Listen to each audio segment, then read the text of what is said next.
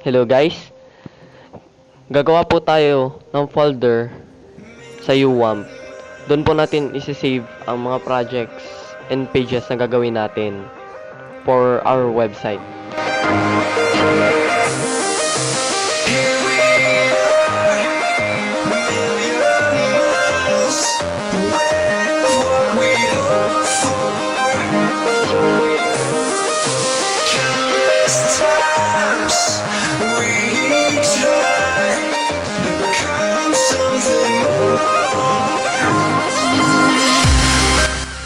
Gagawa po tayo ng website, magre-retrieve at magre-record ng data or files sa ating website.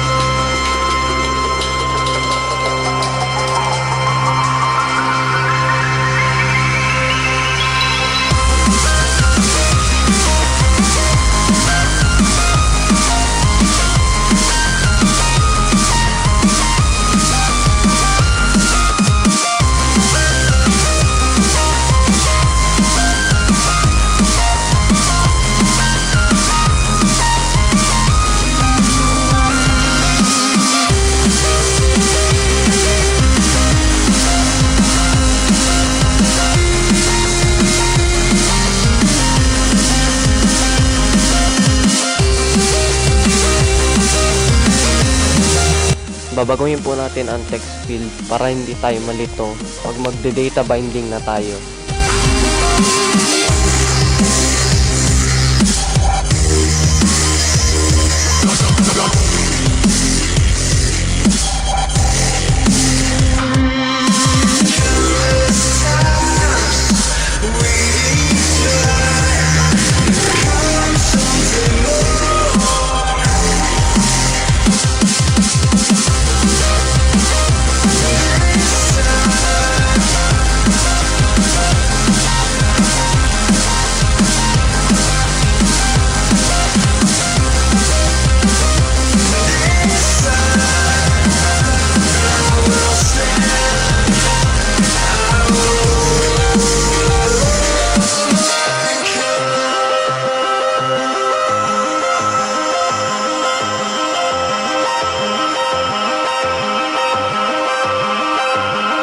Ngayon tapos na ang ating login form or page, isisave na natin ito dun sa ginawa nating folder kanina sa UWAMP.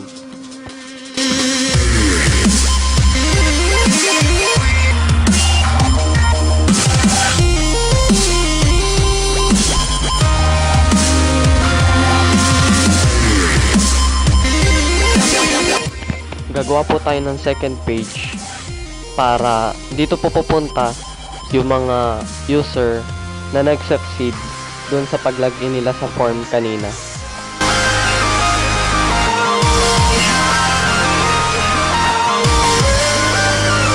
Itong step po na to ay ang pagli-link ng words or letters o kahit ng picture. Ngayon po ang ginamit ko, words, para i-link siya dun sa form na ginamit natin o ginawa natin kanina.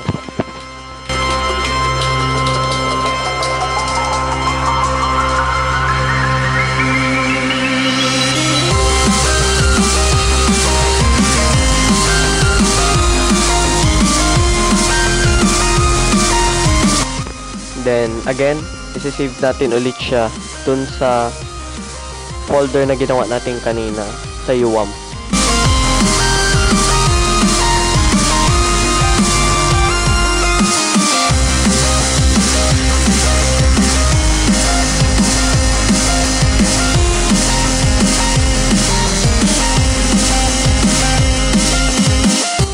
Then, ang third page na gagawin natin ay para sa registration form. Para pag wala pang account ang user, mag-re-register muna siya dito. Same step lang ang gagawin natin.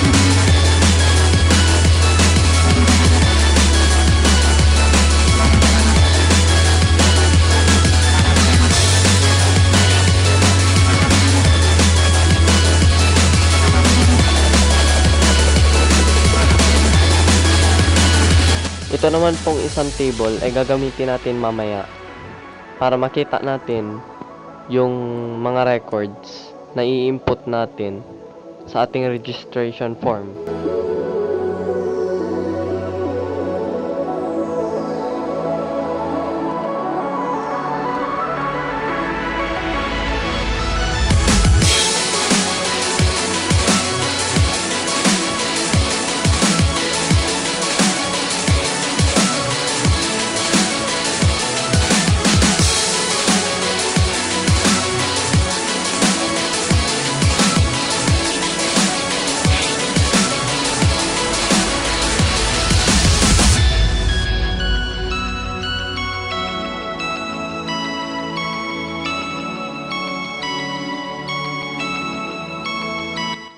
Then, after natin matapos yung interface ng sign up, i-save na po natin siya as sign up.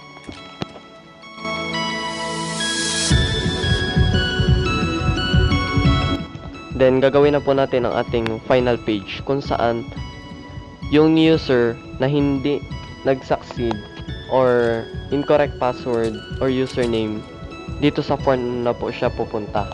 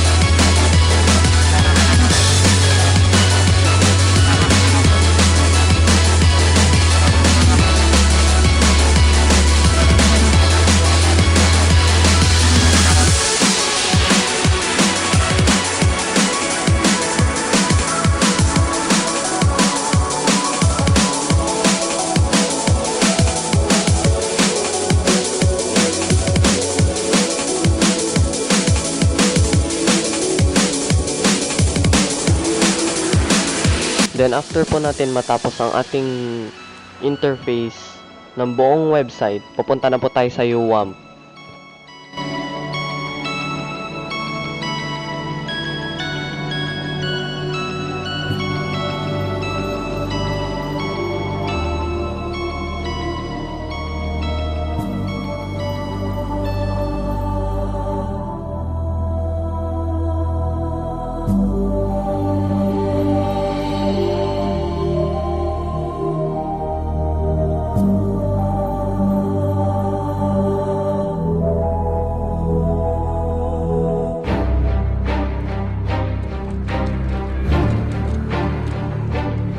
Kahit anong name po ang ilagay nyo, okay lang.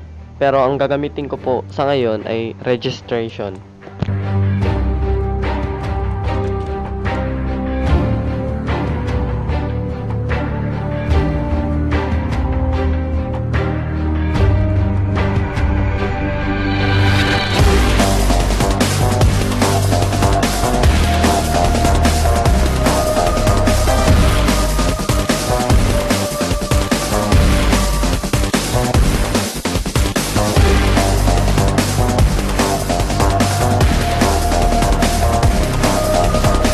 Ngayon, ilalagay na po natin yung name ng mga binago natin sa text field kanina.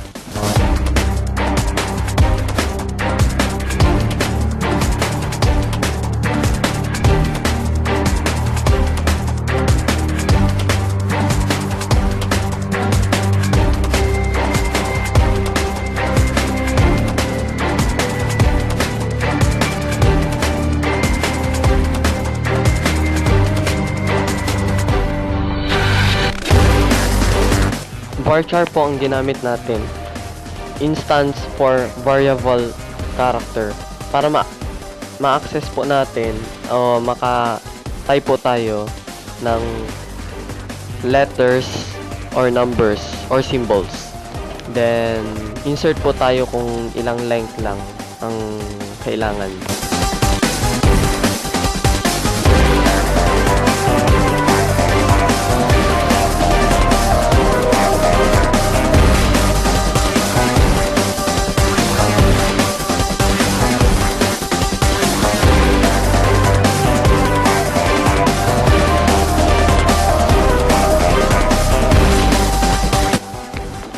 Then next step, pupunta po tayo sa site.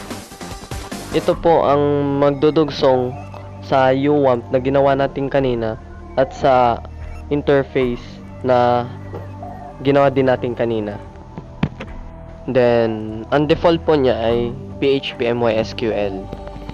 Then, i-click po natin yung pinakataas as default. Then, magbabrowse po tayo kung saan natin kukunin yung ginawa natin mga pages.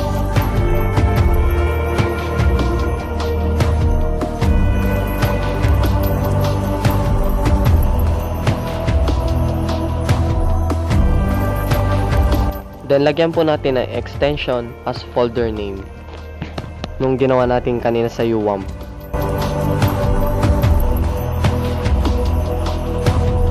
Then, ganun po ulit, lagyan po natin ng extension ng folder name dun sa tabi ng localhost.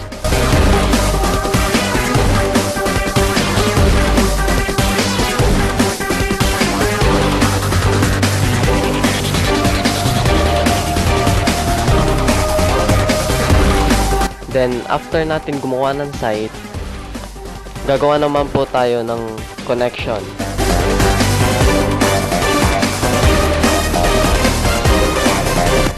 Kayo na po ang bahalang maglagay ng kung anong gusto nyo connection name. Ang MySQL server, ang default niya po lagi ay localhost. Ang username and password, nakadepende po yan sa nilagay natin nung nag-install tayo ng MySQL. Then, after nun, click select. Piliin po natin yung database na ginawa natin sa UWAMP na application.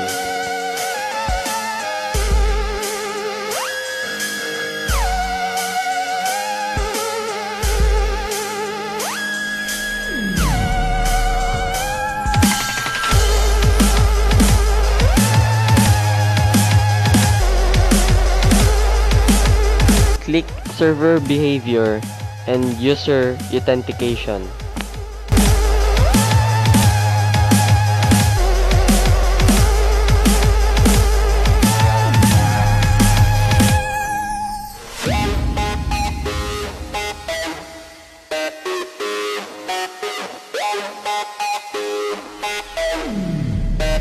Mag-browse po tayo. Dito po, hanapin natin yung form na kung saan magsasucceed yung in-input na username and password ni user.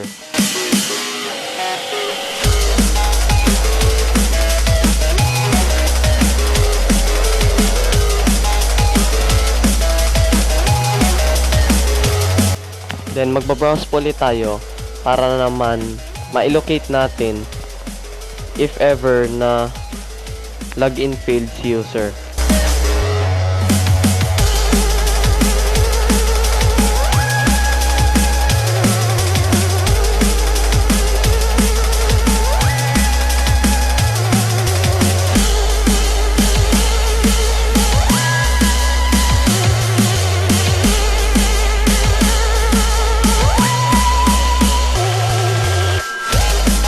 Then punta po tayo sa registration form, click server behavior and insert record.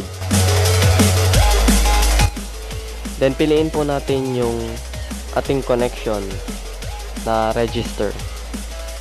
Then i-click po natin yung middle name na wala pang value. Click value, then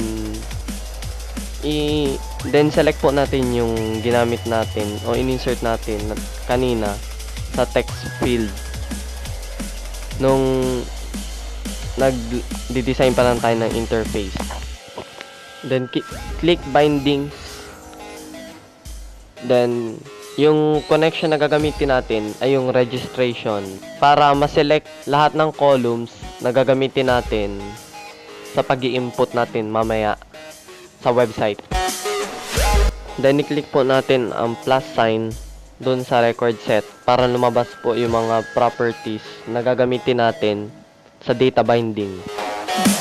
Isa-isa lang po nating i-drag yung mga properties dun sa vacant space ng ating table. Dun po lalabas yung mga output na in-input natin sa ating registration form.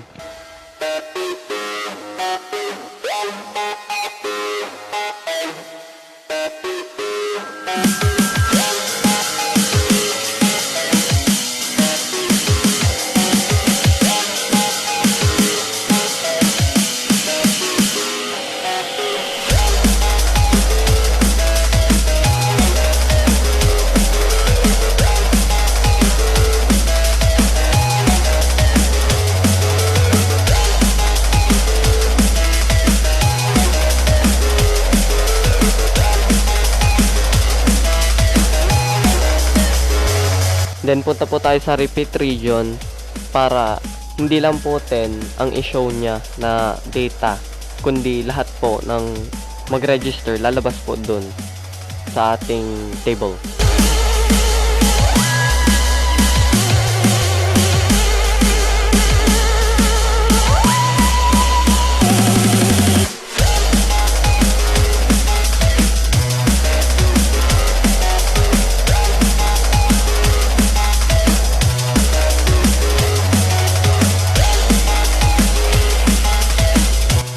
Then, sa login form naman po, tulad lang ng ginawa natin kanina, i-drag po natin yung username at password sa ating form. Then, after po lahat na magawa natin yung mga steps, i-run na po natin siya.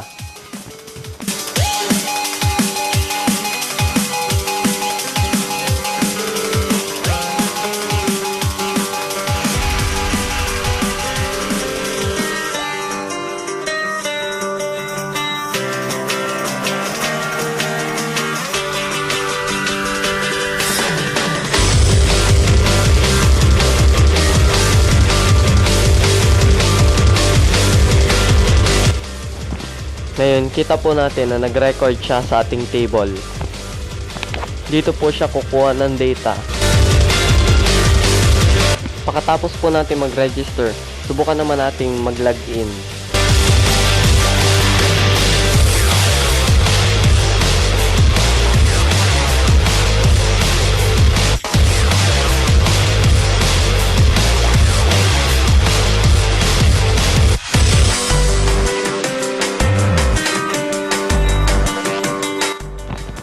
Then, there you have it.